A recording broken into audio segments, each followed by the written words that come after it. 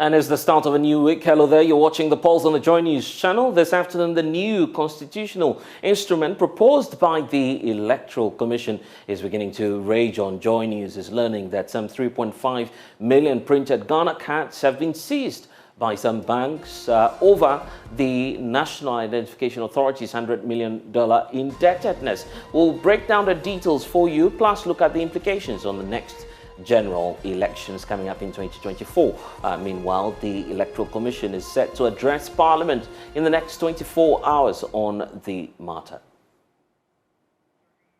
We'll get you the very latest on that, and we're building up to what's happening in Nigeria. The Economic Community of West African States, ECOWAS, is lauding the INEC of Nigeria for conducting what it describes as a peaceful elections. But there are some concerns that the regional body is raising. We'll share some of the concerns from ECOWAS with you here on The Pulse. I'm Blessed Sogah. And you're welcome back. Let's start with that situation which could actually trigger a crisis for next year's presidential and parliamentary elections here in Ghana. Well, it's about the Ghana card, because the Electoral Commission, as you know, has presented a constitutional instrument to Parliament seeking to make the Ghana card that sole identity document which any eligible voter can use to authenticate their eligibility to be registered. That's if you are not already on the electoral roll. But there's currently a problem that's confronting the country. The National Identification Authority is unable to present the cards to persons who've already been registered or who are going through the registration for the new cards. Much worse, if you've misplaced your cards, you may practically not be able to get a replacement. Here's why, and here's the breakdown for you. So let's get to the statement from the NIA, which we'll bring to you shortly, because JoyNews is understanding that up to 3.5 million Ghana cards have been printed by the private partner of the National Identification Authority. The identity management systems have been seized by some local banks, guess what, over the issue of indebtedness. The banks have since August 2022 been pursuing the National Identification Authority to pay up to $100 million outstanding debt, forcing the banks to seize the cards. So this is a matter of concern to the National Democratic Congress, especially its MPs in Parliament. But here's a breakdown for you. 3.5 million cards have been printed, but they've been seized by the creditor banks.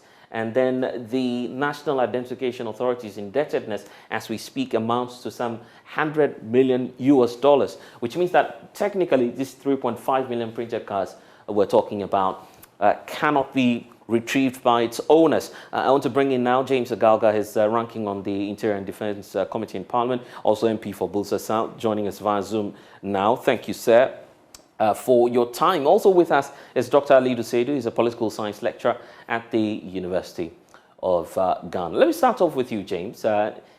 Of course, the NDC group in Parliament, you've indicated your displeasure about how the EC is not willing to present itself before the House. But looking at the developments on the Ghana cards being seized by the creditors, what more are you likely to do in Parliament about this? Well, first of all, the mere fact that the National Identification Authority is not well resourced in order to be in the position to pay for its outstanding indebtedness. It's the reason why we believe that it is not time, the time is not right for the Electoral Commission to rely solely on the Ghana card as the identification document, sole identification document for purposes of registering for the upcoming elections. Look, as you rightly put it, 3.5 million of those cards are in the possession of those who printed them. And why are they keeping those cards? They are keeping them because the National Identification Authority hasn't got money to pay for them. It's as simple as that. And so when you have an EC which pretends that the National Identification Authority is not challenged and that it is only their documents that can be used for purposes of registering for the upcoming elections, then it becomes obvious to you that the Electoral Commission is hell-bent on disenfranchising millions of Ghanaians from participating in the democratic process. Yeah, but we need to state the facts that the Electoral Commission here is not the National Identification Authority, the NIA, which is constitutionally charged with that power to go ahead with the issuance of the cards. Absolutely. There is a linkage. The linkage stems from the fact that the Electoral Commission intends, through its proposed CI, to rely solely on the Ghana card as the mode of identification for purposes of registering those who are qualified to vote, for the, compiling a register for the upcoming elections. And so you find that these two institutions are supposed to work in tandem to ensure that one, all eligible Ghanaian voters have the Ghana card. Two, once they are in possession of the Ghana card, then they are qualified to register for purposes of voting in the 2024 elections. And so where the NIA is faced with challenges, and we have time with that number made it very clear that the coverage of the processes leading to the acquisition of the Ghana card leaves much to be desired. In most parts of this country, people queue, they simply just can't access the NIA. And so it's important that the challenges that bedevil the NIA are dealt with before anybody dreams of using the Ghana card as a sole identification document for purposes of registering for our national elections. Yeah, but so these that is the point we have to make in the Parliament. Yeah, but why are you not being fair to the Electoral Commission when they say, well, we started and commenced our processes way before these challenges came up with the NIA? Right from day one, the EC was aware that the National Identification Authority has challenges. In fact, when the EC started mooting the idea, in fact, coverage was lower than it is now. As we speak, the NIA has only been able to cover 17 million Ghanaians who are qualified to register and vote. But you see, the point is that since 2021, those who have turned 18 have not been able to register as voters because the EC has been intransigent and has been insisting that they would use a sole identification document in the Ghana card for purposes of registration. That is serious. Now, the main concern is that if you consider the fact that the the national identification cannot even distribute cards, 3.5 million cards that have so far been captured. And yet, in the face of all these challenges, you insist on using the card as a sole identification document. It means that you're just bent on making life unnecessarily difficult for Ghanaians. You have a desire to ensure that many people are disabled from participating in the electoral process. And that for us portends grave danger. Okay, for the success of our democratic experiment. And I'll be bringing in Dr. Alidu Seidu shortly, but I also want to pick up your thoughts on this before we expand the conversation. What's the alternative from the NDC minority? Come again? What's the alternative on the part of the NDC minority? Because look, I was interacting with the General Secretary, then General Secretary, now Chairperson of the party, Johnson Asiedu Nketia, last year. He agrees that all of the political parties knew since last year that you were going to run, first of all, a continuous registration exercise, and that eventually the NIA was going to be that authority that will issue out the cards for the registration process. So what's your alternative? But the point is that the continuous registration exercise, which is even captured in all the CIs, most of the CIs, right, as far back as 2016, simply hasn't been implemented. And so as we speak, the continuous registration exercise has been a fiasco. Now, if you consider the fact that the Ghana card is not the only, identification card as we speak. You could have additions. So that, for instance, people in possession of valid, authentic birth certificates are allowed to use their birth certificates to register as voters. In addition, we could also perfect the guarantorship system. All right? We could perfect that so that those who have already acquired the Ghana card can grant for others to acquire it. But you see, we can start with all these processes, but we have to be sure that close to over 90% of people eligible to own the Ghana card are in possession of same before you make it the sole identification document. And so for now, we're simply saying that in addition to the Ghana card, nobody is saying the Ghana card cannot be used for purposes of registration. We are only fighting against the quest of the EC to make it the sole identification document. Okay, and there are two issues to explore here. What next steps you'll be triggering just to get clarity on the $100 million indebtedness at your committee level, plus what's likely to happen to Jane Mensah tomorrow when she appears on the floor? Have you taken a collective position on this?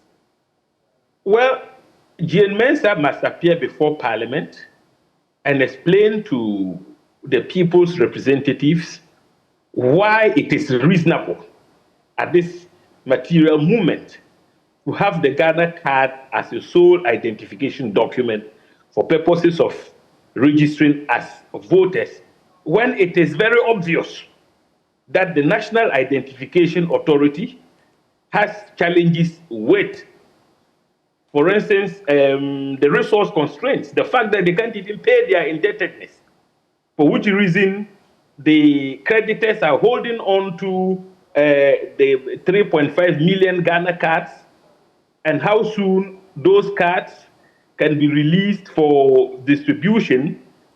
And secondly, she must also be told in the face, and the NIA is expected to be in attendance. NIA must tell the people of Ghana whether they are capable of covering every eligible Ghanaian voter by issuing them with the Ghana card before election 2024. Because we as the people's representatives believe that any attempt to leave out populations of this country, a segment of our population, from registering to vote would be amount to a serious dent on our democratic credentials and could pose as a direct threat to our country's security. And so these are our concerns. We're not going to take it lightly. Jane Mensah has, over the period, demonstrated or showed gross disrespect to the People's Assembly, Parliament. Whenever an invitation is extended to her, she finds it easy, but I guess that's in one way or the other, to absent herself from or not to turn up. But I guess that's where the problem is. That's where the problem is. It's the NDC minority side not being personal on matters. You had a fine opportunity last weekend to, of course, ask the EC inquire from the institution what measures were being taken to explore alternatives and to find another card that could be used aside the Ghana card. You failed to do that. You were insistent that you wanted to see the woman at the top. Are you not being fixated on the chairperson of the EC instead of pursuing what you describe as justice for the people of Ghana? Oh, not at all. Look, we have a chairperson of the Electoral Commission, and we are talking about very, very serious matters affecting the integrity of the compilation of a voters register. That is very crucial.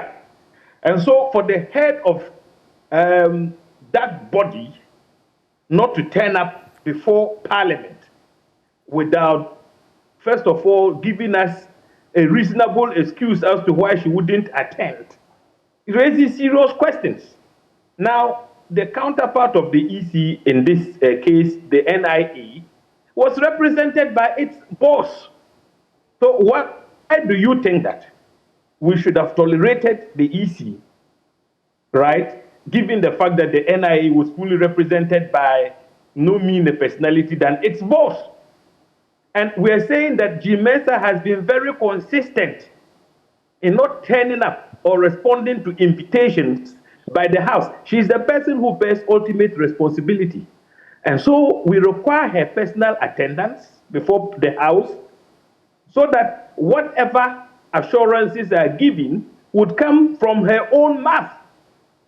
So that in the future, if a U-turn is made and there is trouble in this country, everybody would know who plunged this country into chaos.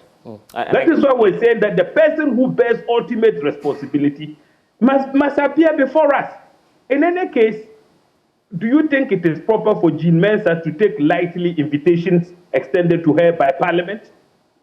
Elsewhere, should be cited for contempt, referred to the Privileges Committee, especially when she hasn't given any reasonable excuse as to why she cannot attend in person. So please, to say Jean Mensa alone is entitled to send her deputies when the NIA was represented by its executive secretary, Professor Atifa, it raises serious questions. The next time we invite them, should Professor Atifa send his deputies? He also has deputies. But you see, you cannot treat Parliament like that. Parliament represents, if you like, the soul of our democratic experiment, the people's representatives. Okay, Jean Mensa is a servant of the people. And so where the people's representatives say, appear, and let's discuss very serious germane issues which have the potential to derail our democratic gains, and she doesn't turn up. We are more than justified to raise questions and refuse to give them a hearing. Right, but James, that fear is there again. The fact that our sources are indicating to us that there were sights of the EC boss in Nigeria. We're not sure exactly what she's doing there, given the proximity. She may arrive by tonight, but if that does not happen, and if Jean Mensa doesn't show up on the floor of the House tomorrow, is it going to be the same issue, the same case of the minority saying, we'll see cancers? I have indicated to you that her continuous absence or failure to respond to invitations by the House is contemptuous. Yes, but will you listen to the EC if she does not appear in person tomorrow? First of all, the assurance has been given that she would appear. If she doesn't? If she doesn't, then seriously speaking, we would escalate our actions to include the referral of the Mensa to the Privileges Committee to be dealt with for contempt of Parliament. We will not hesitate to do so. Yeah, but what's the explanation to that? You had the Speaker of the House, Speaker Bakbin, indicate that this is the Electoral Commission. And as a matter of fact, the invitation that was extended was indeed extended to the Electoral Commission of Ghana. It's not so this is an institution that belongs to one individual. Is there not a political reason for which you want her to appear in person? Look, Parliament has its own procedure, where, for instance, ministers of state are summoned to appear before the House, and they are unable to do so. Normally, they would pre-inform the House and ask for special leave for their deputies to stand in for them.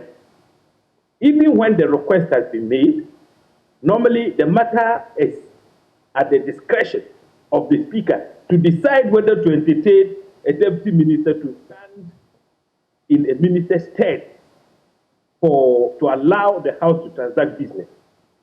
That rule cuts across and applies to constitutional body. Here, we actually wanted to have a meeting of Parliament Committee of the Whole, where normally, even if Mr. Speaker is in the chair, he simply will not sit in his chair. He would step down and chair the proceedings, because then it becomes a committee meeting. You cannot have Mr. Speaker in the chair as when a plenary is in session. So that is the procedure. But when they were invited, they knew or ought to have known that when Parliament invites you, it is the head of the institution who must attend upon Parliament. And if, for whatever reason, the head of the institution can't personally appear, then of course Parliament would have to be apprised of the reasons. In this instance, Parliament was not apprised. We only saw that the EC came, or the EC as an institution was led by its two deputies, whereas the NIA came with its chief executive, or if you like, executive secretary. Then we're wondering, what are the reasons? What accounts for the men's absence? Then it dawned on us that she has been very consistent in absenting herself anytime Parliament invited. So that aggravated the matter, and we took the principled one, that we were not going to hear them until Mensa had appeared. Okay. So tomorrow, all of that will be settled, but of course we wait to see. You're saying that the alternative should be either a new card, or we revert to what the old system is. We're still waiting to see what it is that will happen on the floor of the House tomorrow, but I'm grateful, James Agalga, that you've been able to spend some time with us here on the polls. We'll be waiting to monitor what happens on the floor of the House. Thank you for joining us. And I'm grateful. It's time now to cross you over to Nigeria. Nigeria decides, and of course, results are beginning to trickle in. The INEC, the Independent National Electoral Commission of Nigeria, the Professor Mahmoud, who is the chairperson, addressing the press there on some provisional results and matters arising. Act to review results, but that power is contingent upon one procedure. The process has to be concluded first before you can then talk about power to review. I want to assure political parties that any evidence that you have of any alleged wrongdoing at any level of the process, whether it's at the polling unit or at collation level, please forward this information. And I promise you, as soon as the process is concluded, we will then do the review as provided by law. On this note,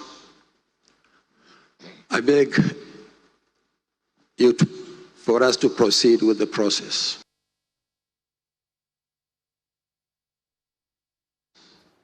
Thank you very much.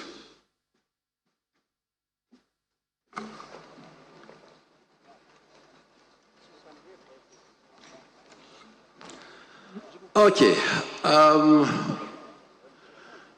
Now that we have established calm, we can calmly proceed with the process and conclude in the best interests of our country. So may I invite the resident electoral commissioner for Ogun State to to introduce himself, and for the state collation officer for the presidential election from Ogun State to similarly introduce himself and present the result from Ogun State. The resident electoral commissioner. Thank you very much, Mr. Chairman. My name is Olani Ijalayi.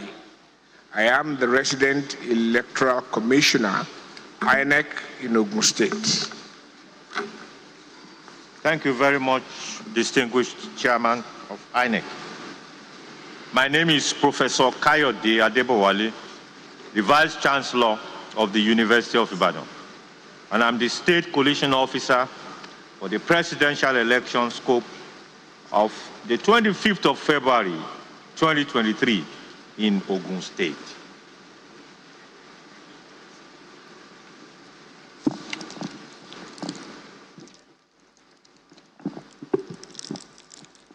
The result for the presidential election held on the 25th of February 2023 in Ogun State are as follows. Total number of registered voters. Total number of registered voters. 2,688,305. 2,688,305. Total number of accredited voters. 612,341. 612,341.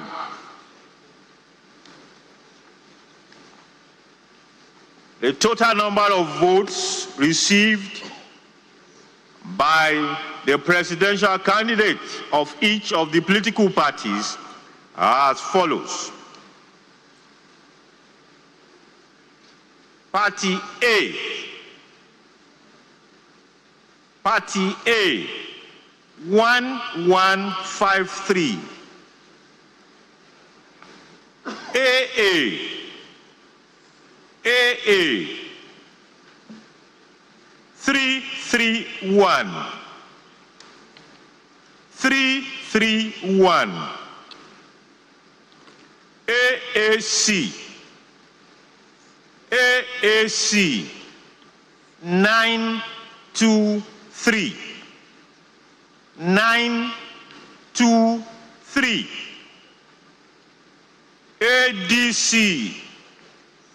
ADC 10529.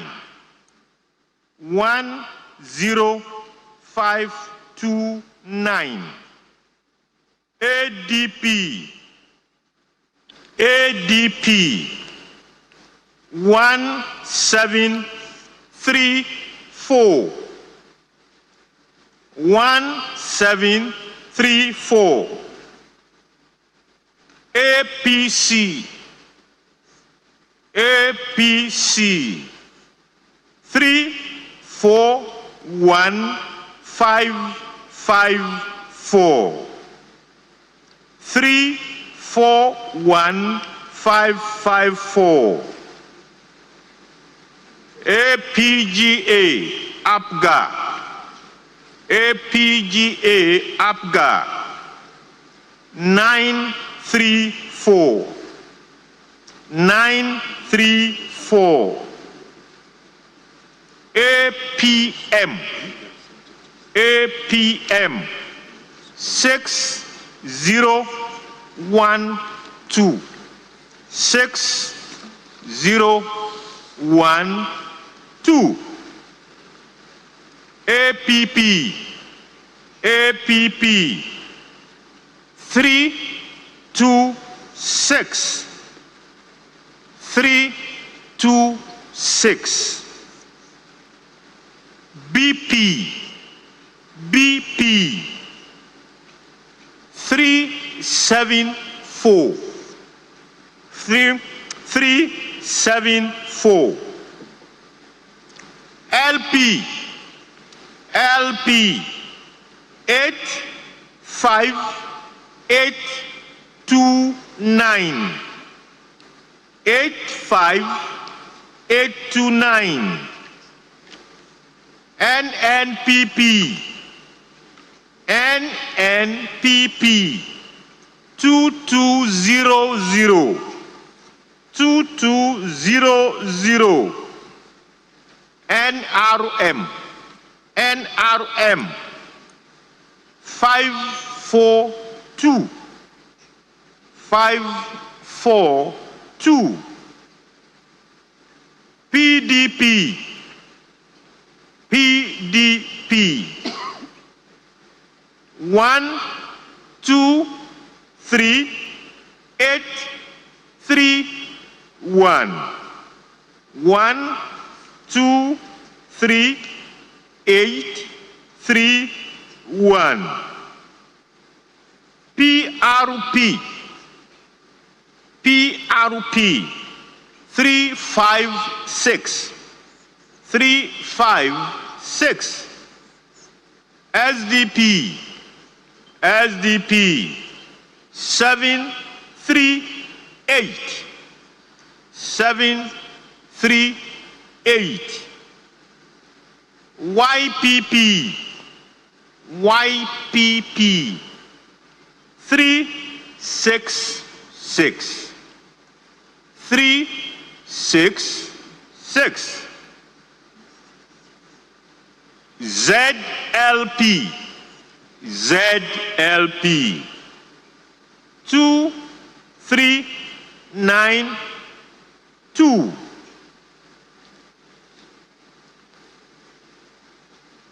Total number of valid votes.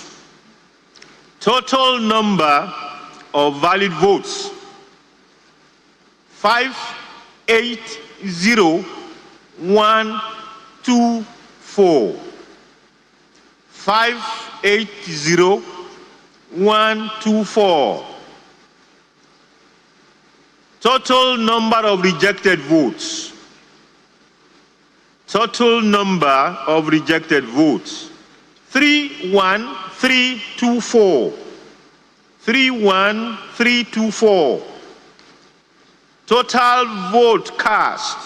Total votes cast. 6, 1, 1, 4, 4, 8. 6, 1, 1, 4, 4, 8. Thank you, Mr. Chairman. Thank you very much, Prof. and Scope for Ogun State. Were there places where election was not held or the outcome of the election cancelled? There are places where we have cancellation. They have been compiled. The respective forms, which is EC 40G, was filled. During the state collation exercise yesterday, they were all displayed. And the reasons for the cancellation ranges from overvoting. There are some that voters refuse to use the BVAS.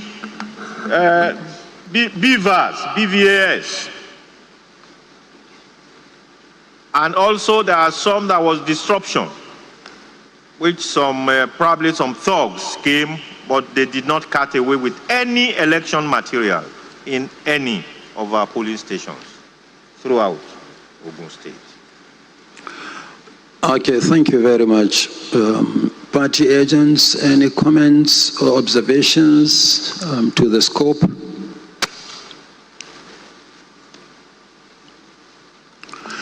Okay, please submit your result. Thank you, sir.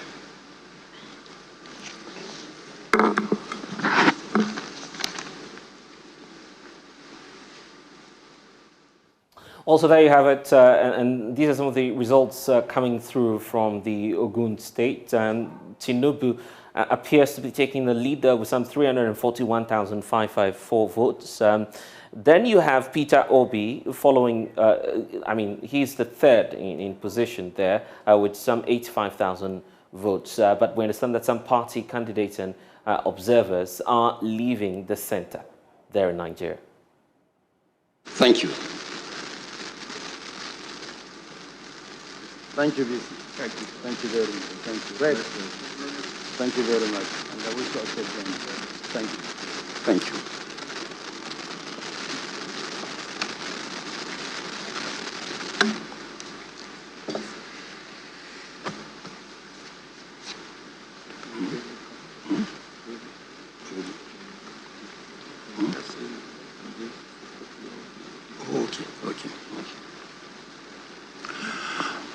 Okay, Coalition Secretariat, which state is next? And so some of the happenings there in Nigeria, of course, the PDP, which is the second largest party now, aside the governing party, storming out of that coalition center. We can now cross you back to our partners, the Channels TV, which is bringing us that feed from the National Coalition Center. No, Oyo is there. And there is another state also in the holding area. So are you ready, Oyo? Okay, please come forward along with the state coalition officer.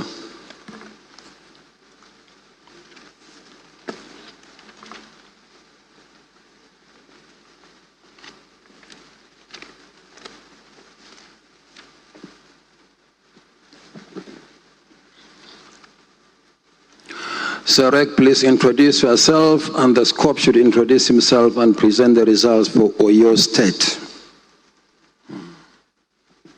My name is Dr. Taylor Adiniran Abdurrahman, Resident Electoral Commissioner, Oyo State.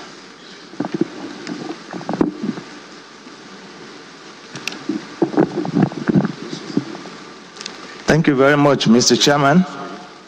I am Professor Olushola Babatunde Kehinde, the Vice Chancellor, Federal University of Agriculture, Abeokuta, and the State Coalition Officer for the presidential election in Oyo State. Thank you, sir.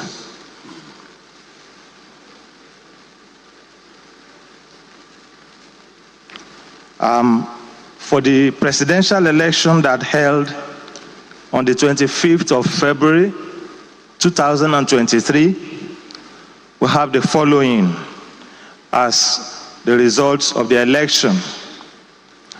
1. The total number of registered voters in Oyo State. Total number of registered voters. 3276,675. 3276,675. Total number of accredited voters, 854,439.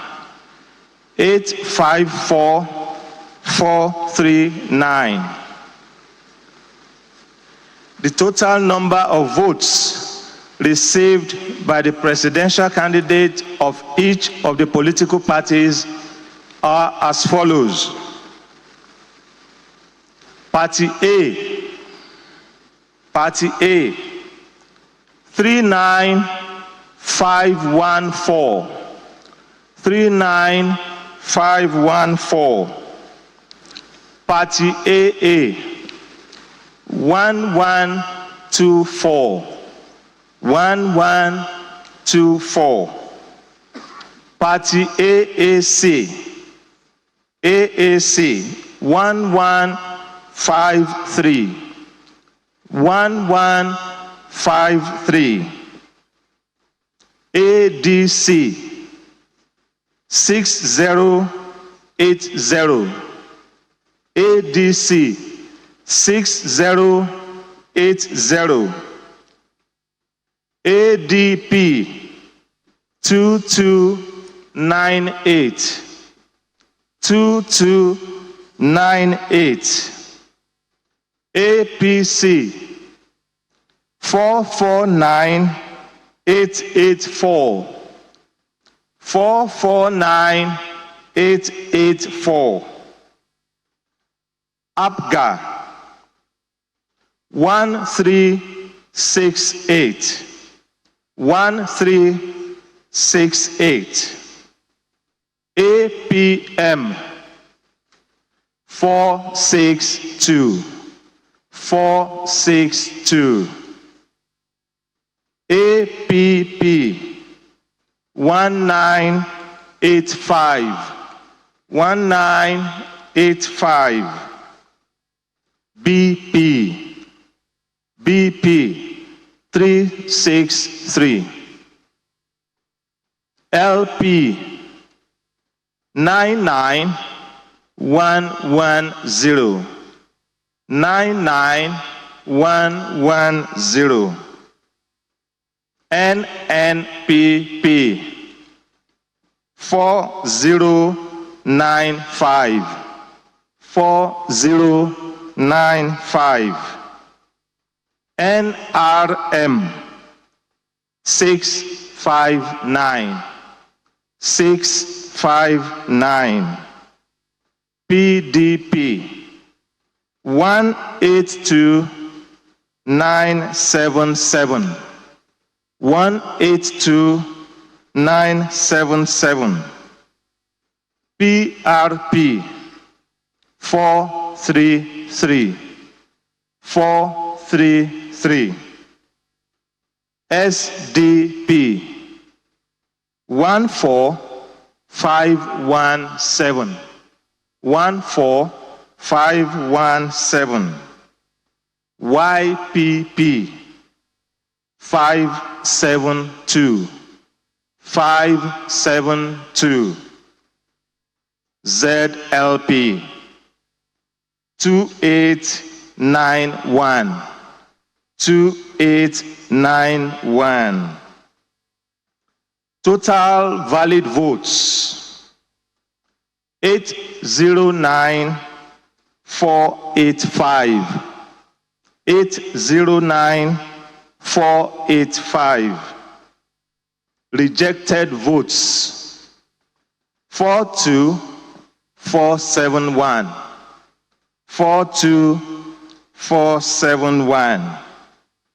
Total votes cast. Total votes cast 851956. 851956. Thank you very much, sir. Thank you very much, Scope. Were there places where elections did not hold or cancelled? Yes, sir. Elections were cancelled in 17 polling units in 14 registration areas. Reason?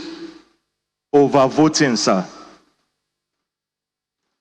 And the total number of cancelled votes were 7363. 7363.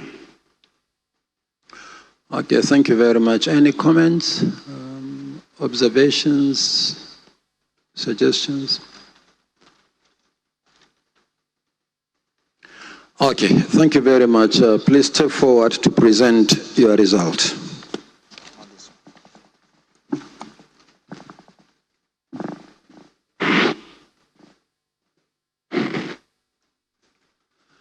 Okay, thank you very much. Next, we move to Yobe State. Is the REC and the State Collection Officer around? Is the REC as well as the scope? Okay.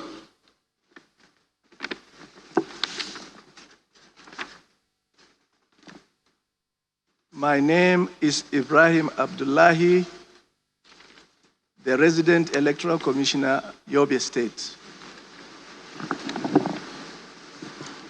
My name is Professor Umaru A. Pate, Vice Chancellor of the Federal University Kashere in Gombe State. I am the State Collation Officer for the presidential election of 25 February 2023 in Yobe State. With me is Ibrahim Abdullahi, the Resident Electoral Commissioner for Yobe State. The result for the presidential election held on 25th February 2023 in Yobe State are as follows. Total number of registered voters, 1485146. Total number of registered voters, 1485146. Total number of accredited voters, 398874. Total number of accredited voters, 398874. Total number of votes received by the presidential candidate of each of the political parties as follows. A party, 312. A party, 312. AA, 915. AA, 915. AAC, 221. AAC, 221. ADC, 1034. ADC, 1034. ADP, 1295. ADP, 1295. APC, 15145. APC, 15145. Am I correct? Okay. 151459. ABGA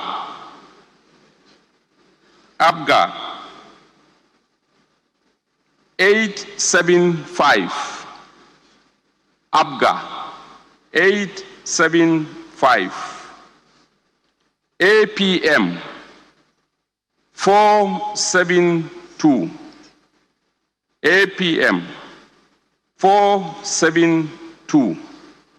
APP 256. APP 256. BP 149.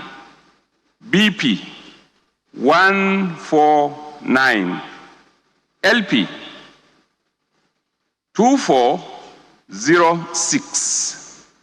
LP 2406. NNPP 18270. NNPP 18270. NRM 672. NRM 672.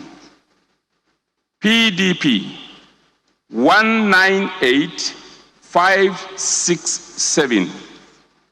PDP 198567. PRP 265. PRP 265. SDP 192. SDP 192. YPP 630. YPP 630. ZLP 407. ZLP 407. Total number of valid votes 378397. Total number of valid votes 378397. Total number of rejected votes 18 934. 18934. Total votes cast 397,331. Total votes cast 397,331. Thank you, Mr. Chairman. Thank you. Any polling units where elections were not held or cancelled? Yes, Mr. Chairman. 2, 1 in Fika. We had one of the polling booths with about 768 voters registered, and total number of PVCs collected 768. But because of faulty BVA, they couldn't vote. Then we also had Jakusko with LG code 04. One polling unit also affected with about 1073 voters. There was destruction of polling materials, and because of that, it was cancelled. The reports are attached to the submission here, Mr. Chairman. Okay, thank you very much. Any comments, any observation? Okay, please step forward to submit your result. And it appears to be an early lead for the APC's Bola Tinubu, now leading in the Yobe state as well. Ogun and Oyo are going in the favor of Tinubu so far. That's what we're getting from the Nigerian elections. Let me bring in Sonia Yeboah, who's with the SPM Intelligence in Nigeria, joining us via Zoom now. Sonia, just before we get into the figures, earlier reports there of some of the parties' reps at the National Coalition Center leaving the coalition points. What's happening in Nigeria with regards to the concerns of these opposition parties? What are their concerns? Good evening. Good evening. Hello there. Good evening, Sonia. Nothing much. They are still calling the results. Results are coming in. We've seen results for some states, and we are seeing how the various parties are turning out. It's right, the three major parties, the APC, the PDP, and the LP. So far, the APC is leading in the presidential, followed by the PDP and the LP party. And people are hopeful. Initially, we heard they had issues in Lagos when Lagos was declared for LP, because they were actually expecting that Lagos would be won by the APC candidate. We heard that they had disruptions in the market for the LP supporters. But I think everything has been put under control and everything is calm now. Okay. But the parties are no longer participating in the coalition process. Is that what's happening now? The parties actually had issue with the chairman, because they are saying that the coalition process is just the same thing like it has been in times past, in previous elections. So they all were saying that we were promised that this election cycle will be totally different from what we've been experiencing before now. They were expecting that the use of the beavers results will be uploaded directly to the INEC IREV coalition this thing online. But now what we are having is that they are also doing it manually. So that's what the parties are complaining about, that results have not come in from the rep officials, which is what we were experiencing before now. So they were expecting that totally this will be different, that from wherever they are, they will just upload directly to the Beavers result, directly to the IREV, and then from there, everyone could see the results. But instead, that's not what we are having now. they complained that the beavers could not upload results. So the agents are angry. They are angry. So that's actually the problem. Okay, let's get into the figures now. But just before we do that, the ECOWAS Observer Mission is also putting out a statement on what has transpired so far. Let's take that briefly before we get into the figures that we're receiving. Sonia, just stay with us briefly. Here are a few pointers from the Economic Community of West African States in terms of their initial pointers about the Nigerian elections, and it's dated the 27th of February 2023. So the points to note is that from the perspective of ECOWAS, most of the polling officials and ad hoc staff demonstrated inadequate knowledge of their duties, especially within when it comes to issues of the voting materials. Then the agents of the major political parties, that's the APC, PDP, LP, and also the NNPP, were present in most of the polling stations visited. ECOWAS is also pointing out that there was a use of indelible ink to indicate that a voter had cast their ballot. Some of the polling stations ran out of ink, delaying the resumption of the voting process. And then all voters were requested to present their permanent voters cards, that's the PVCs, and were accredited by the Model Voters Accreditation System, which is the BVAS machine, before they were allowed to vote at all of the polling stations observed. ECOWAS is further indicating that priority was given to vulnerable persons, including the elderly, women, nursing mothers, and other persons with disability. The setup of most of the polling units visited, according to ECOWAS, did not adequately protect the secrecy of the voting process. So that's a crucial point to note there, Sonia, because the PS ECOWAS feels that the process did not guarantee the secrecy of those going into the polls. Beyond that, there's the presence of international observers. AU, the European Union is also there. We have the Commonwealth, the British High Commission, and other local observer missions monitoring the elections in Nigeria. But when it comes to voter turnouts, the ECOWAS is reporting that it was generally low in most of the polling stations visited. Now, for the closing time at most of the polling stations visited, polls closed mostly at 2:30 p.m. Prospective voters were in the queue and were allowed to exercise their franchise according to ECOWAS.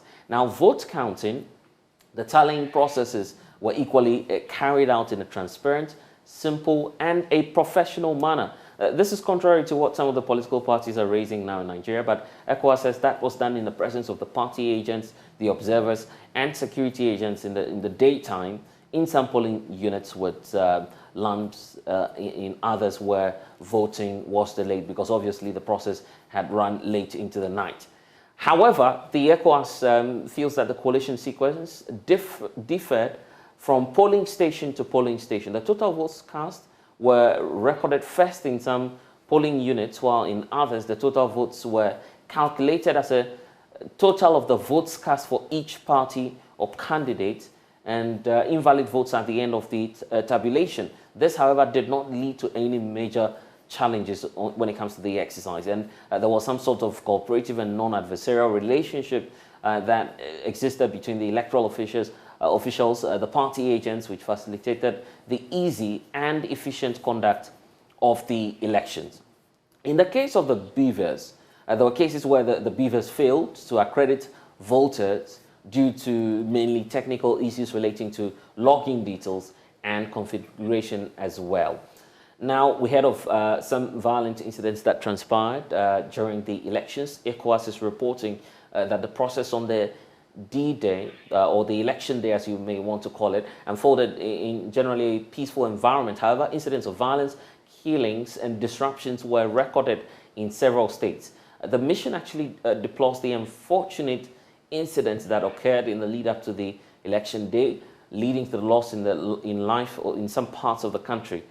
These actually include the murder of the LP, which is the Labour Party senatorial candidate for Enugu East Senatorial District, alongside some 5 of his supporters, and 3 persons who lost their lives in the Kano clashes as well between supporters of the rival APC and NNPP. On the election day as well, an attack perpetrated by Boko Haram insurgents in Gwazo Guazan local government area of the Borno state, and resulted in 5 persons getting injured as well. Similarly, there were reported attacks by the bandits in Alawa, Shiroro, and some local government areas in the Niger state. So here's an overview of what it is that ECOWAS is talking about. There are some general recommendations that are also being made. We'll get to that shortly, but violent incidents like others were recorded in other parts of the country as well. So for the ECOWAS mission, they are commending, of course, President Muhammadu Buhari of the Federal Republic of Nigeria and the legislative bodies of Nigeria for taking measures, including the adoption of the new Electoral Act that strengthened the autonomy and freedom of the Independent National Election Commission and ensured some greater transparency, inclusivity in the electoral process. However, the ECOWAS is imploring the states and authorities to apply adequate mitigating measures in the implementation of major policy decisions during the electoral period, such as the monetary measures being currently implemented. We know of the banknote crisis in order to ease the burden on the citizens participating in that electoral process. The mission commends the INEC for measures taken to improve the level of confidence of the electorate in the elections, in proactive communications and interventions to resolve the challenges in real time. So that's the overview of the initial findings by ECOWAS giving that election. So, Sonia, let's get into the figures, shall we? We know of Oyo so far, Ogun State. What's happening to the figures, and what can you also report to us in terms of what you're receiving from your side? As regards the figures, all results are coming in. They've not concluded for some states. We have 12 states complete now. Okay, 13. Right. We have 13 states now. 6 states for the APC, 5 for the PDP, and 2 for the Labour Party so far. Is it fair to say that Tinubu appears to be leading in some of these states where the results have been declared so far? Yes. With the results that have been declared, 6 states going to him, that means he has won those 6 states, yes. So 6 out of... something actually happened that was not expected, like the Lagos state, which he lost, was not really expected. Though the margin was small with the figures, and he also won majority of the local government areas, but the overall numbers went to the Labour Party candidate, and that was really not expected, given that it was the APC candidate state. So that was really something people didn't really foresee coming. How many more do we have to go? You were talking about 13, so that makes it 13 more to go, or 23 more to go? 23 more to go. If we are at 23 more, and okay, if we're adding the FCT, then that will be 24. Right. So that will be 24 more to go. So yes. It's early to call the elections, correct? If it's what? It's too early to call the elections, correct? Yeah, it's too early. Because looking at the requirements according to the Electoral Act, the winner, before a winner is declared, he has to have 25, he has to win, have 25% in majority of the states, not just winning, having the numbers, but it has to be across board. So you can't just win maybe the South, and then you are declared winner, no. Or winning the Southeast or the North alone. So the winning has to go across board 25%. So what happens then if a candidate is not able to obtain all of these figures in all the states that you're talking about? Will that lead to a runoff? Yes, that will lead to a runoff. Generally speaking about the atmosphere in Nigeria itself, what can you report about that?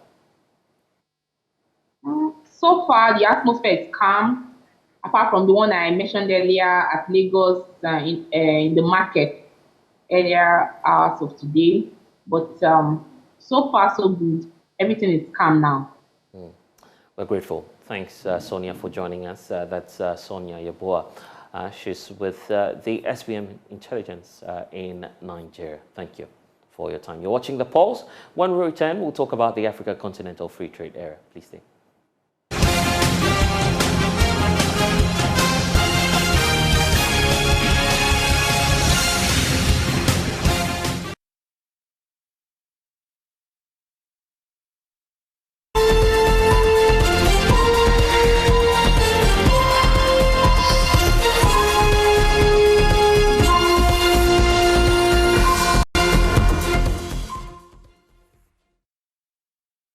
And you're welcome back. The Africa Continental Free Trade Area, AfTA, has been petitioned over human trafficking and modern slavery in the supply chains of AfTA participating companies. The petition was submitted by Challenging Heights, a child-focused organization based here in Ghana. The AfTA Secretariat, they've been urged to ensure that the organization addresses some human rights issues, especially those bordering on human trafficking, modern slavery, forced labor, and other human rights abuses throughout company supply and value chains. Chief Executive Officer for Challenging Heights, James Kofi Annan, is my guest here in studio.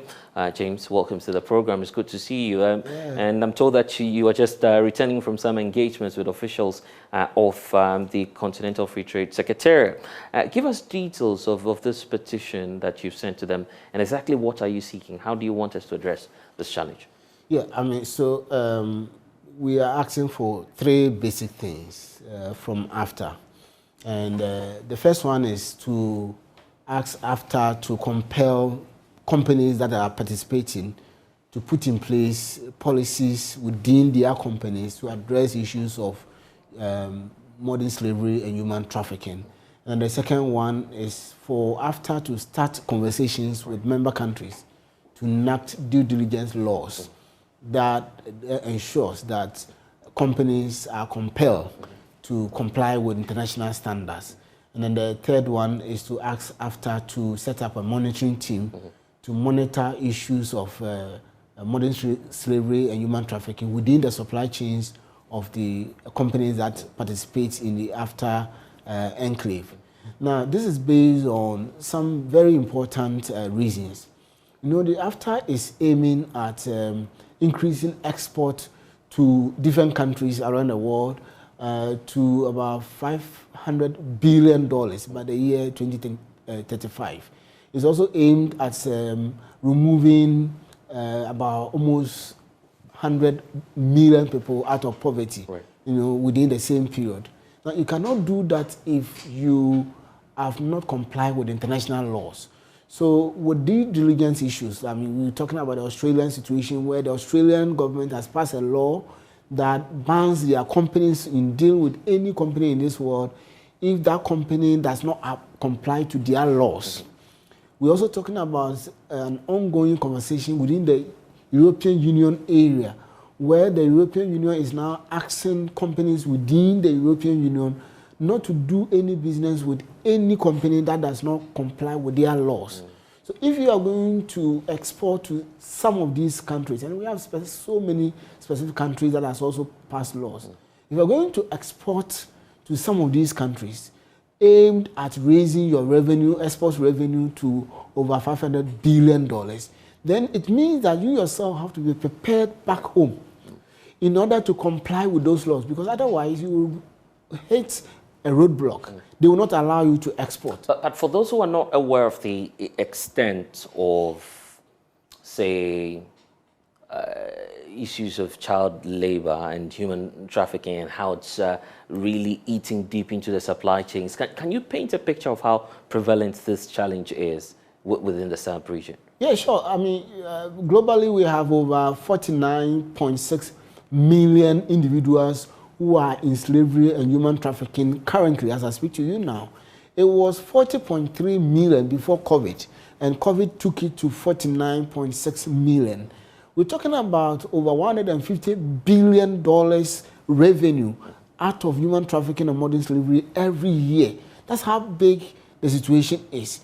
And if you stretch it just away from the generic human trafficking and modern slavery situation and bring it to child labor issues, we have had more than 8 million increase in situation of child labor in the world since COVID hit.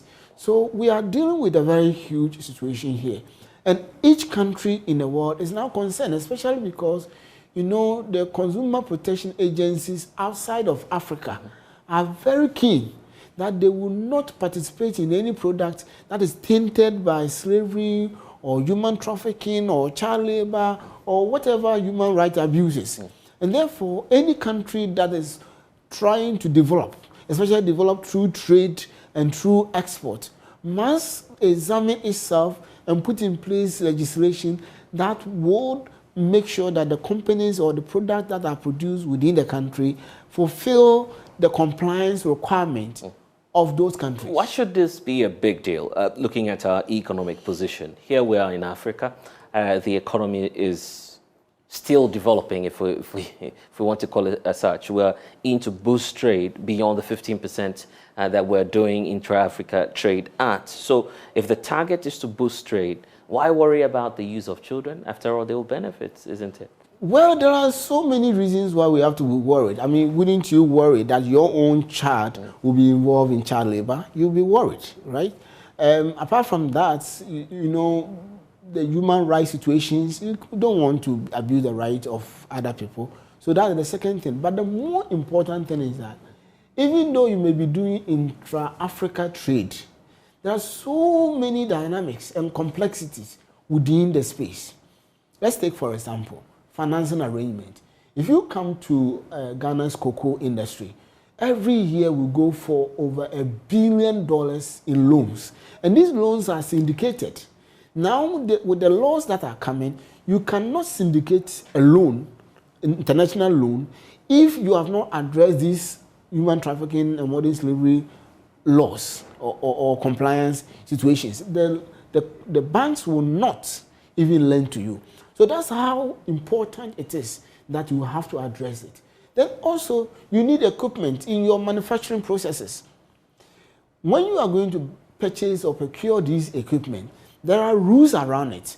Which companies are purchasing or procuring this equipment, and have they complied with the due diligence regulations that we have in our country, even though they will not sell it to you? That's the law. It is not about somebody sitting somewhere and saying that this is what you have to do or that's what you have to do, but that is the law. So if you have not complied with it, you can't even get the equipment to work with.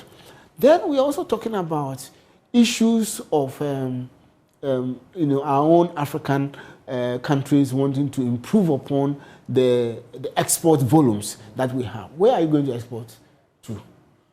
If you are talking about exporting to African countries, definitely there will be a spillover. And the spillover will go to Europe. The spillover will go to Australia, will go to Netherlands, will go to Germany. That will be blocked. Remember, when Ghana used to be in the AGOA, AGOA, there were conditions around AGOA.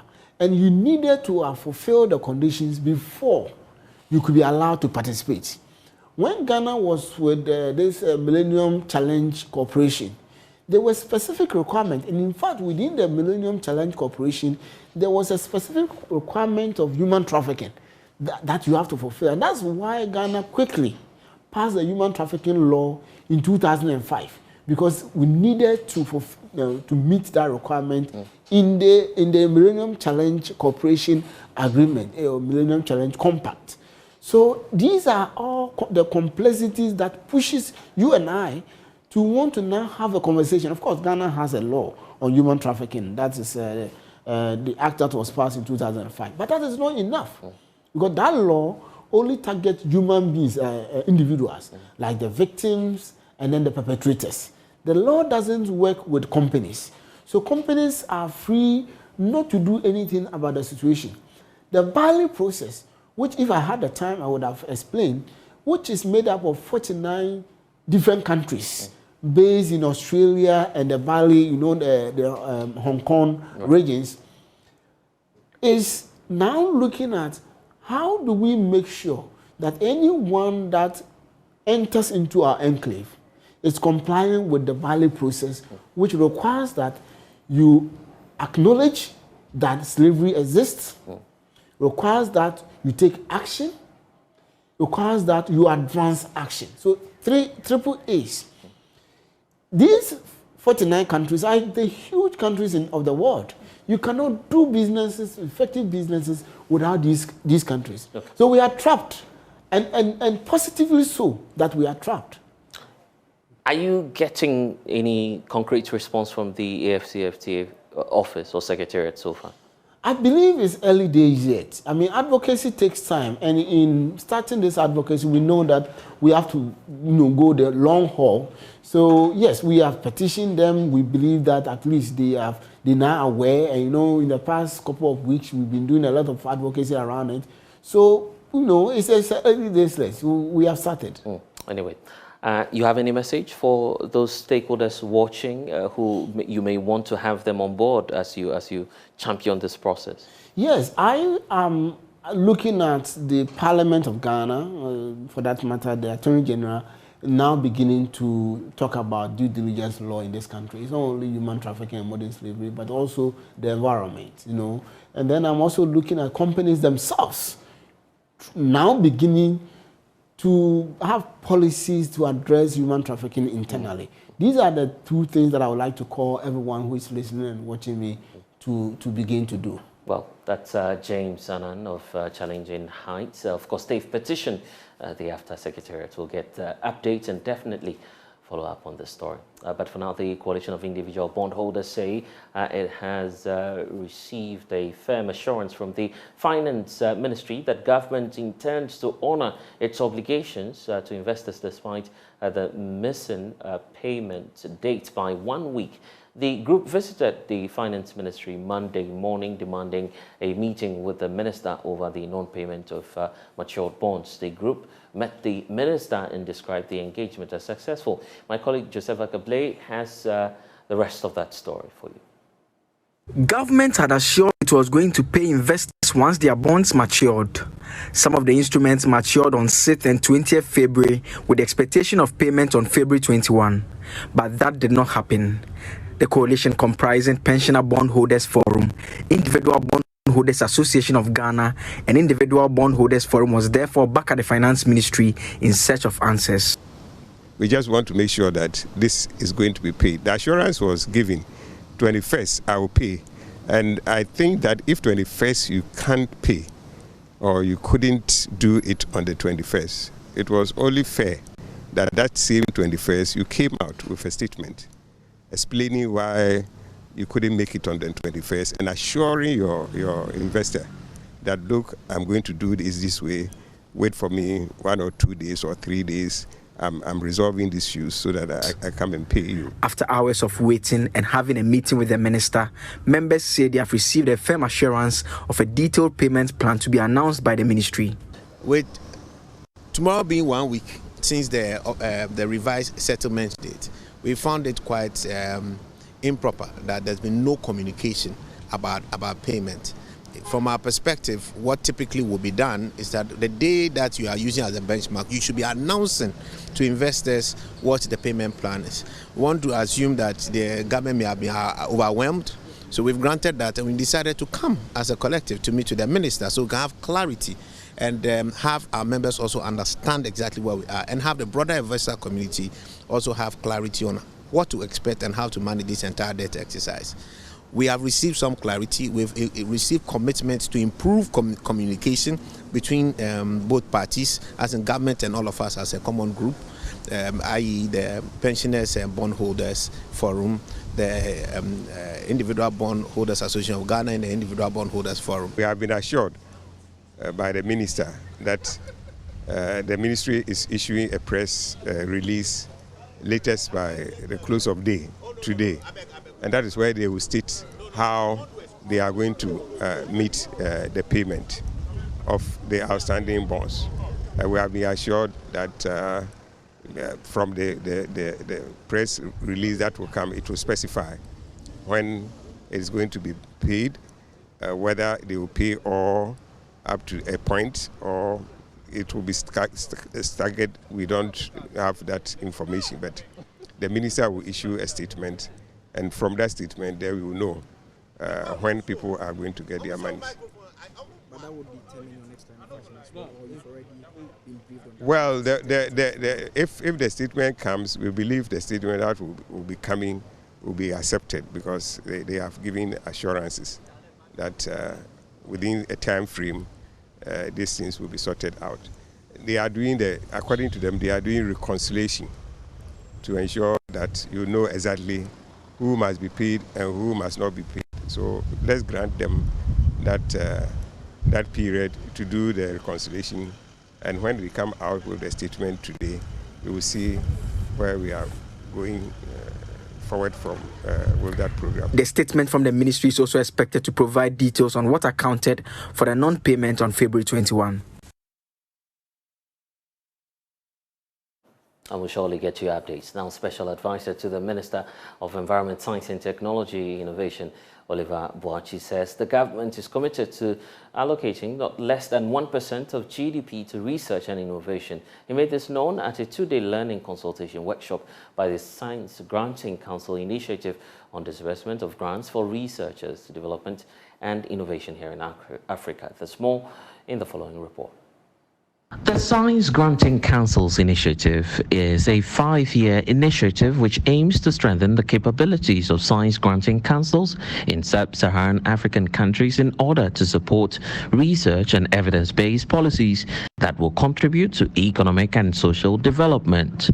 Oliver Boachi, representing the Minister of Environment, Science, Technology and Innovation, in an interview with JoyNews, indicated the Research and Innovation Fund will be used to facilitate the process of transforming research outcomes into tangible products and services.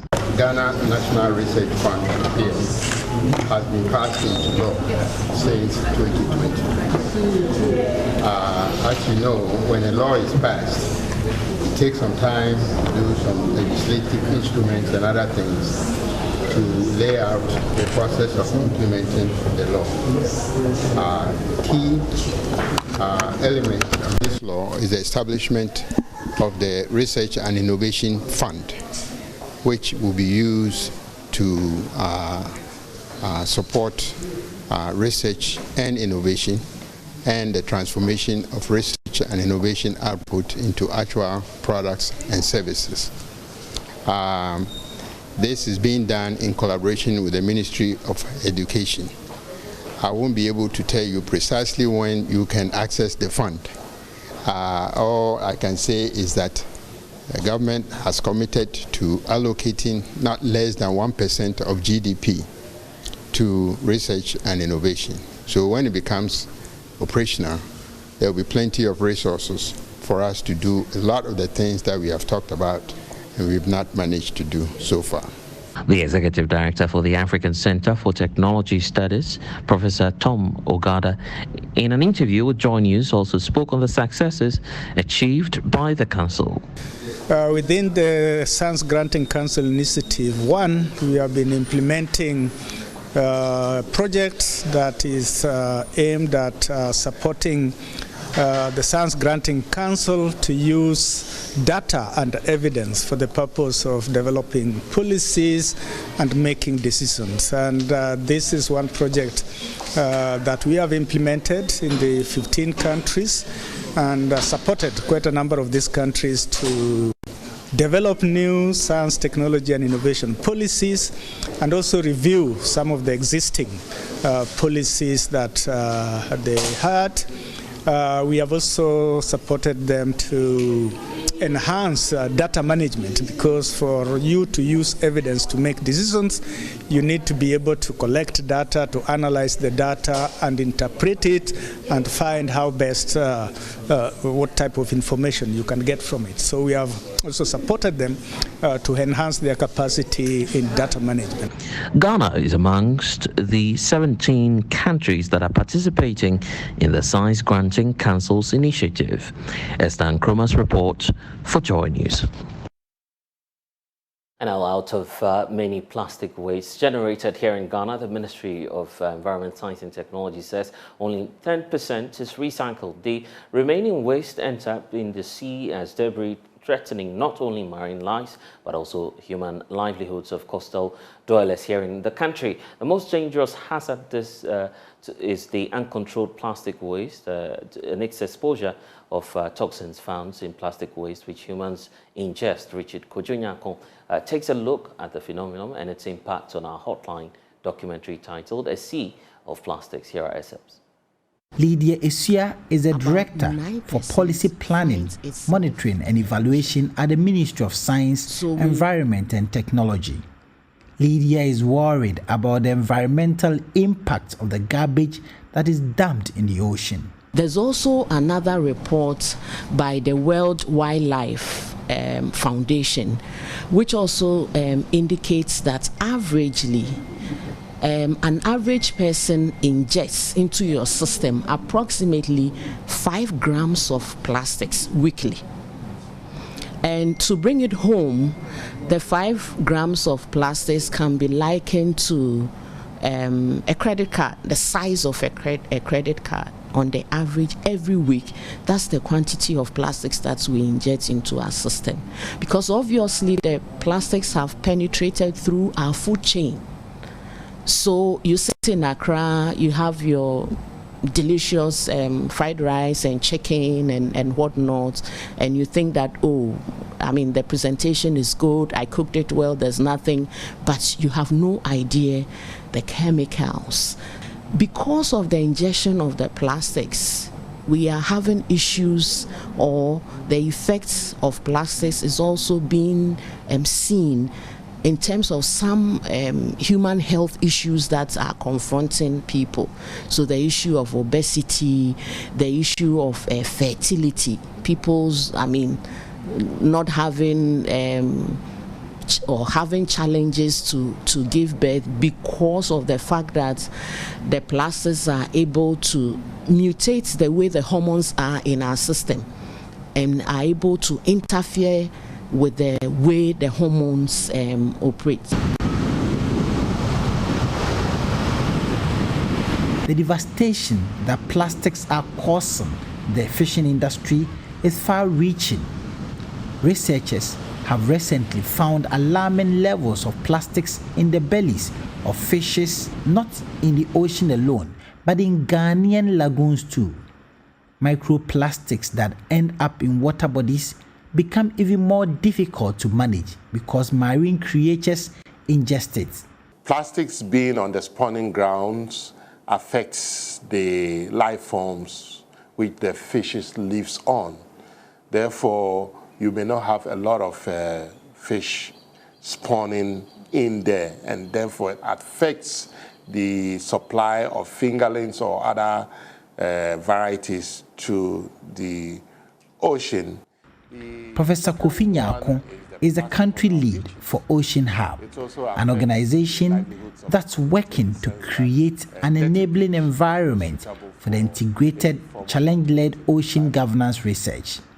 Professor Nyako is sounding alarm bells on how the plastics and garbage in the ocean are affecting marine life and the general livelihood of fishes who depend on the ocean.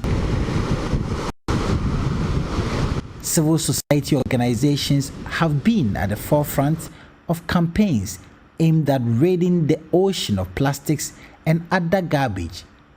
One such organization is the Green Africa Youth Organization. Desmond Alunwa is co-founder of the Green Africa Youth Organization and the Africa Program Manager for the Global Alliance for Incinerator Alternatives. And we hopefully we will pilot this the first quarter of this year, water ATMs, where you go in, you slot your coin. Depending on how much you slot in, the water comes for you, and then you bottle up your bottle, and then you go away. And then when it finishes, you get to the next station, and then you do the same thing.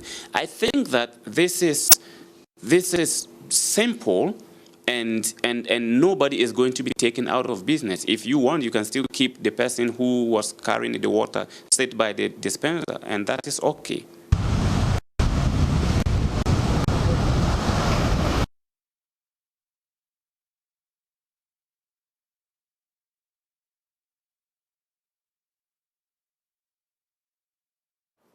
And this afternoon, contact tracing is underway for more than 50 people said to have been in contact with some 2 persons who have contracted the viral hemorrhagic fever, the Lassa fever. One of them, a 40-year-old trader who first contacted the virus and later died in the hospital. The second person is said to be a contact of a first case, which is, according to the Ghana Health Service, in stable condition. We'll tell you the steps taken by the Ghana Health Service to bring this under control. First, listen to the Director of Public Health at the Ghana Health Service, Dr. Franklin Asiedu Bekwe. The news just talked about the fatality of about 1%, but I think it depends on when you seek medical intervention. And I need to state that there's an antiviral agent that can be used to manage the case. So what is most important is the ability to diagnose it early, and then you can be able to get the best outcomes. The reservoir is around, there may be areas that you may have it moving around. So it depends on the individual. Let me say that about 80% of persons who be infected with Lassa fever will not show any clear symptoms of any severity. So they may not even go to a hospital. But this one is a case that the person gets the fever and then went to the health facility, was seen as possible material, was managed, and then got better, and then went back, and then went on and on until she died. So this is a typical scenario or the cause of Lassa fever. So it presents like the fever, general body pains, malaise, and then we try to progress to headache, sore throat, dyspnea, difficulty in breathing, eventually have facial swelling, and then the last end is when you start having the bleeding. So that is not common to have it, but you can have it as it happened in our first case that unfortunately died. So who is at risk of contracting this disease? So far as I would say your environment is not that clean, that you are likely to have this reservoir, which is the rat, then you are at risk, because usually it's like you have a leftover food, leave it in your kitchen, you go sleep, you come the next day, you don't know what's happening. You may have the rat coming onto that food, passing urine and droppings on it, and possibly you may not eat it properly. Then you ingest, you may get infection. Or let's say you have some mangoes, you just leave it in your kitchen, you go sleep, you come the next day, you just take the mango, you are not washing it properly. This may be also a source of the infection. So what's the most important is about the environmental cleanliness. It's very important in this scenario of Lassa fever. Let's bring in now Dr. Thomas Anaba, health specialist. And Doc, congratulations on your new journey. Of course, you're intending to enter Parliament by 2025. We'll talk about that exploit shortly. But how worried are you now about this latest outbreak that we're hearing of? Yeah, very worried because symptoms are confusing. Most of our people would consider it to be something like malaria or typhoid. And by the time they say Jack, it is too late. So we need, as the director just said, we need to intensify education and campaign so that people will know the disease exists. Or else we'll be confusing certain ailments with it, and the mortality would not be good for us. And very quickly, let's take a look at what it is that the Ghana Health Service has been indicating about this, some of the measures being taken. I have that excerpts of it on your screens right now, talking about the health service and its measures briefly. First of all, there's the point that the Public Health Emergency Management Committees at all levels, the national, regional and districts have been activated, and then detailed investigations, including environmental assessment, has started. And then we also do know that essential medications and logistics, including personal protective equipment, PPEs, are being mobilized, and contact tracing and management are equally ongoing. Out of these measures as well, aside this, we know of the quarantine of some contacts which has been instituted and a daily follow-up by the health staff. It's actually ongoing. There's also strict infection prevention and control and sensitization as always, and community sensitization and education as well. Out of all of these measures that you've seen, I'm sure that you've read some of these measures. Are they enough to check against this outbreak that we're having? They are enough, just that we need the public and the health facilities, those taking care of these patients, those doing the contact tracing, to be up and doing. The public should abide by the rules or the protocols that has been set out. Government is also to ensure that it provides health facilities with the needed equipment and medication. I think from the COVID-19 pandemic, we've learned a lot about how to manage epidemics and pandemics. So this one should be an exercise that has already been practiced. So I would expect that government does its part. I think the health facilities will be ready, except that if government doesn't provide them the needed resources, especially the PPEs, because you are at risk of treating somebody with it if you don't gown yourself well, and if you don't do proper PCR to make sure you don't transmit PCR, you don't transmit the infection to anybody or take it to your home or infect somebody on the transport when you are going home. So I think the onus lies on the public to be wary of themselves, on the government to provide the needed services, needed resources, and then the facilities to be also be in readiness, evoke the emergency preparedness plan for infectious diseases so that we can curtail this. And for the general public, what are we to know about this Lassa fever?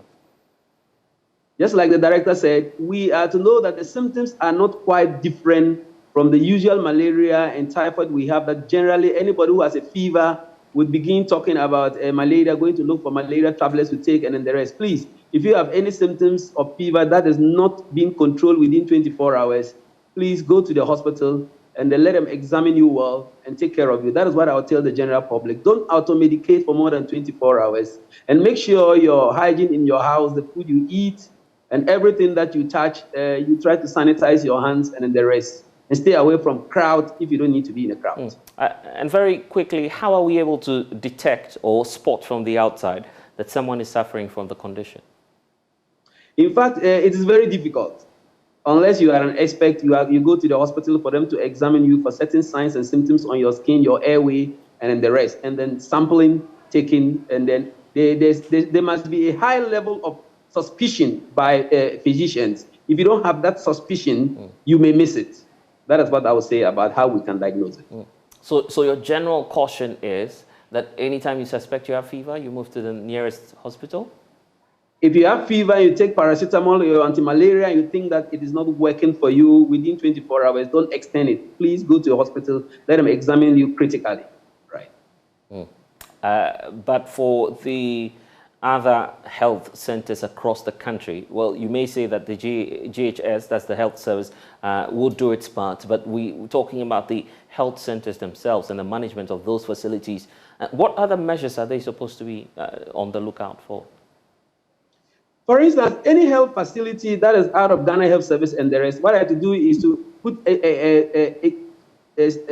call up your emergency preparedness team or infectious disease team to get ready and start all the processes to receive any patients that come with any suspicion. Have a small room or an isolation room to be able to quarantine such a person. If you have the suspicion, then you can take samples and then the rest and start the treatment. This is what they should be doing. And I would also require that government should not leave private hospitals out in this. Whatever support they are giving to the government facilities, they should extend same to private facilities that bear some of the workload of the pandemic that we are just struggling with, that is the coronavirus, because private hospitals were left out. But I think that in this case, if we are really going to set up an emergency preparedness team to fight any outbreak of disease in Ghana, this time they should add private facilities to make sure that they also cover those who go to the private facilities. And this report about health officials also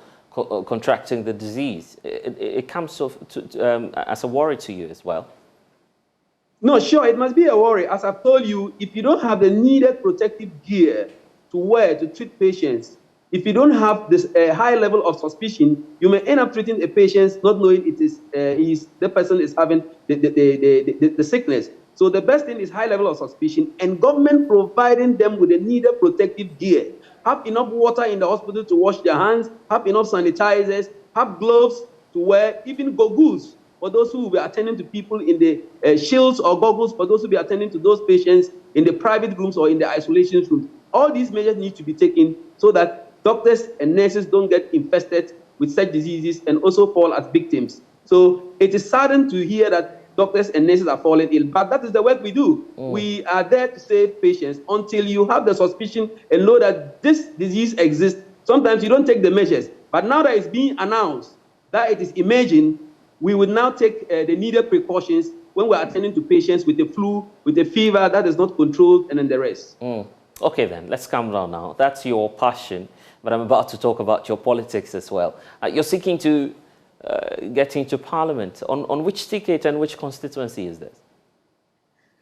Oh, I am trying to go to Parliament through Garu constituency. Right. And on the ticket of the National Democratic Congress, NDC. Wow. Are you certain of victory? I am certain of victory, and the Lord would see me through. For how long have you nurtured this ambition, by the way? Because many of us knew you to be that health expert commenting on health issues across the country. As you know, anybody who has semblance of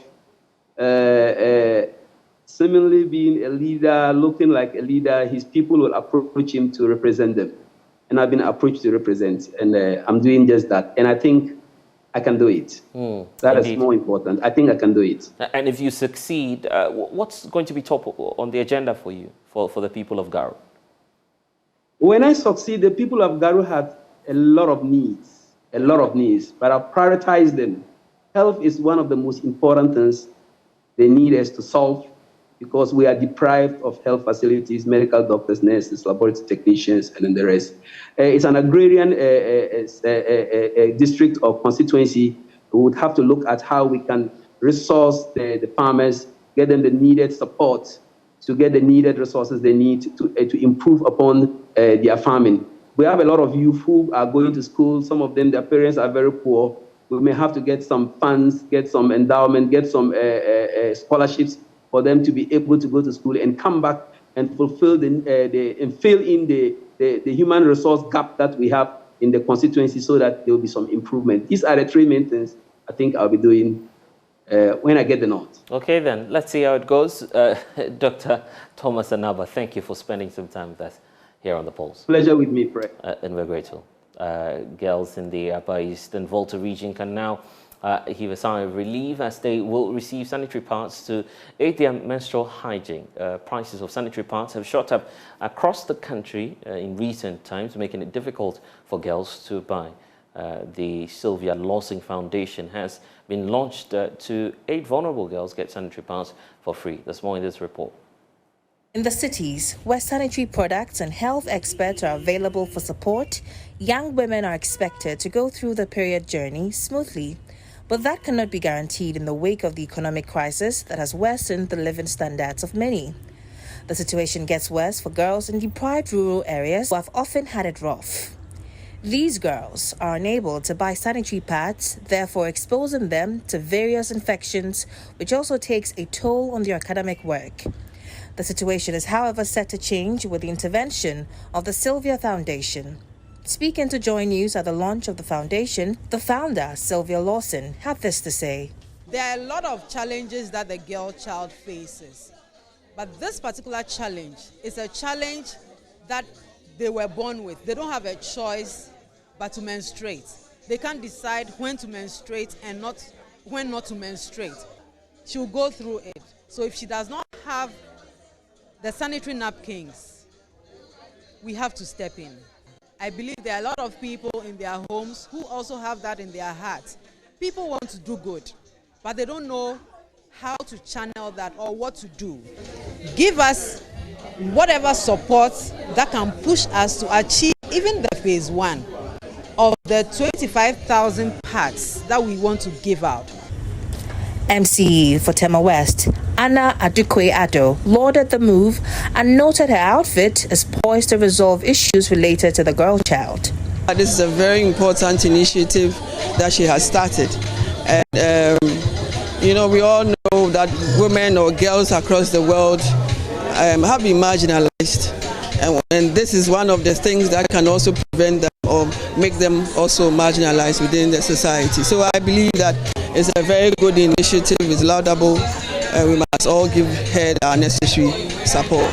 Women across the world has been marginalized. Education is key, healthcare is key. And I normally go around, if I have the time, to educate girls that education is key in their life, to be well equipped as they grow, because as a woman, if you are not educated, to a large extent, it affects you.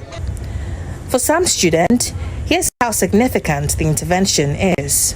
I think this initiative by the Silver Lawson Foundation is a very innovative one, since it's going to go a long way to help the less privileged ones in the rural areas and also in developing areas.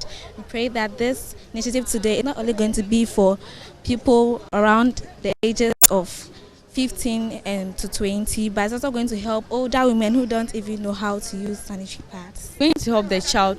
Girls that can't afford the pad, they can be able to come to school, won't miss classes, and won't indulge in other stuff to get pregnant. They can be future leaders of the country. So I think it's going to help a lot. Linda Darko's report for JoyNews. And that's all we have for you here on The Pulse. I'm Blessed Sogah. Be sure to catch up on more of our stories at myjoyonline.com. I'm Blessed Sogah. See you again.